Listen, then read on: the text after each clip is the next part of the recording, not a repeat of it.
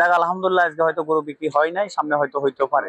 অল্প স্বল্প আছে, মানুষের দেখি চলি যার গরু। বৃষ্টির কারণে হয়তো গরু এখনো উঠে নাই বেশি। আসসালামু আলাইকুম প্রিয় দর্শক, আমরা এই মুহূর্তে অবস্থান করছি ফেনী জেলার দাগনভূঞা অস্থায়ী পশুর হাটে।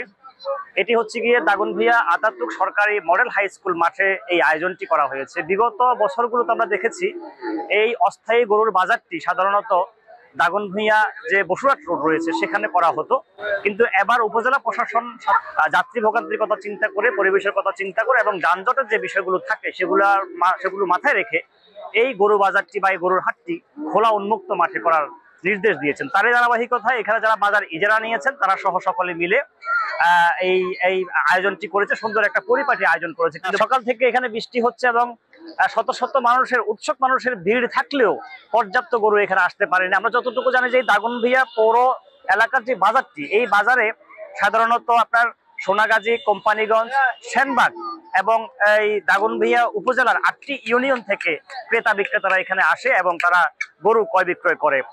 কয়টা গরু নিয়ে আসছেন? আমি 3টা গরু নিয়ে আসছি। 3টা গরু নিয়ে আসছেন, বিক্রি করছেন? না, এখনো বিক্রি হয় নাই। দাম কেউ কি মানে কাস্টমার অবশ্যই আছে, মূলামূলি করে দেখের কাস্টমার, এখনো কোনো মানে ধরেন কি ওইরকম কোনো ইয়া নাই, সবাই খালি দাম চাইতেই আছে। জি 7টা ইঞ্চি দুইটা নিয়ে গেছে। দুইটা কি বিক্রি হয়েছে? না না না, নিয়ে গেছে। নিয়ে গেছে। জি। আপনি কোন জায়গা থেকে আসছেন? এটা হচ্ছে যে আপনার সাফারি গরু। ও, আমাদের চাপাই না বাড়ি কোন এসে জায়গায়? এখানে দাগনভূঞা। আচ্ছা, দাগনভূঞা। আপনার বাড়ি দাগনভূঞা, কিন্তু গরুগুলো হচ্ছে চাপাই।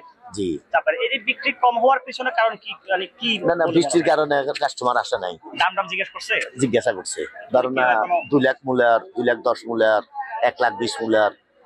অবস্থা আসলে আপনারা দেখতেছেন, গরু আলহামদুলিল্লাহ যে আয়োজন ছিল বা যেভাবে খোলামেলা মাঠে মানুষ মোটামুটি সদস্যভাবে আসতে চাইছিল, তবে ওটা আসলে আল্লাহরের হুকুম। একটু বৃষ্টির কারণে মানুষ হয়তো আসতে বিলম্ব হয়েছে বা অনেক গরু ব্যাপারী গরু নিয়ে আসে নাই, ওটা বৃষ্টির কারণে হয়েছে। ওটা অন্য কোনো কারণে না যে মাঠ পরিবর্তন হয়েছে গরু নিয়ে আসে না, এটা না, ওটা শুধু বিলম্ব হয়েছে বৃষ্টির কারণে।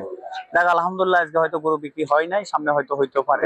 আপনারা আর কয়টি বাজার পাবেন ঈদের আগে? আমরা আর মাত্র বুধবার একটি বাজারে আছে। এখন একটি বাজারে ইনশাল্লাহ আশা করা যায় যে আপনারা যে টাকা খরচ করে যারা নিয়েছেন সেটা ইনশাল্লাহ মানে কাভার দিতে পারবেন।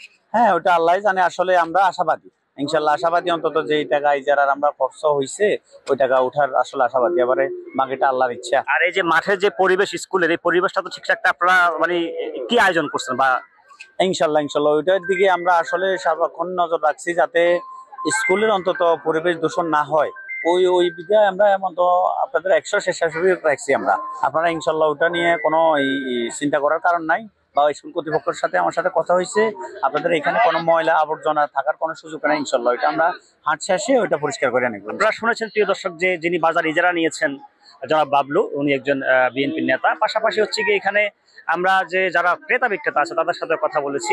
মূলত এই যে অস্থায়ী পশুর হাটটি এই আতাতুর্ক স্কুল মাঠে করার পরিপ্রেক্ষিতে এখানে তারা 100 জন স্বেচ্ছাসেবক নিয়োগ দিয়েছে বাজারের, বিশেষ করে মাঠের পরিবেশ পরিস্থিতি ঠিক রাখার জন্য, যাতে করে এখান থেকে কোনো ময়লা বা দুর্গন্ধ না ছড়ায়। সেই নিষ্কাশনগুলো তারা হয়তো বাজার শেষ হওয়ার পরেই করবেন। আর ক্রেতারা যেটা বলছেন যে ক্রেতারা মূলত অনেকে এসেছেন, দেখছেন, গরু যাচাই বাছাই করছেন, সময় এখনো আছে। তারা হয়তো এই বিষয়টি মাথায় রেখে গরু কোথায় রাখবেন, যেহেতু বর্ষাকাল, বৃষ্টি হচ্ছে, এই চিন্তা করে তারা হয়তো ধীরস্থিরভাবে সিদ্ধান্ত নেবেন আসলে গরু কখন কিনবেন।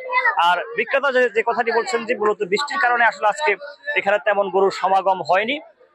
তবে আগামী একটি বাজার রয়েছে বুধবারে, এই দাগনভূঞা পৌর যে বাজারটি, সেখানে আশা করি প্রচুর গরু সমাগম হবে বলে তারা ধারণা করছেন এবং ক্রেতা বিক্রেতা বা ক্রয় বিক্রয় খুব ভালোভাবে হবে তারা প্রত্যাশা করছে।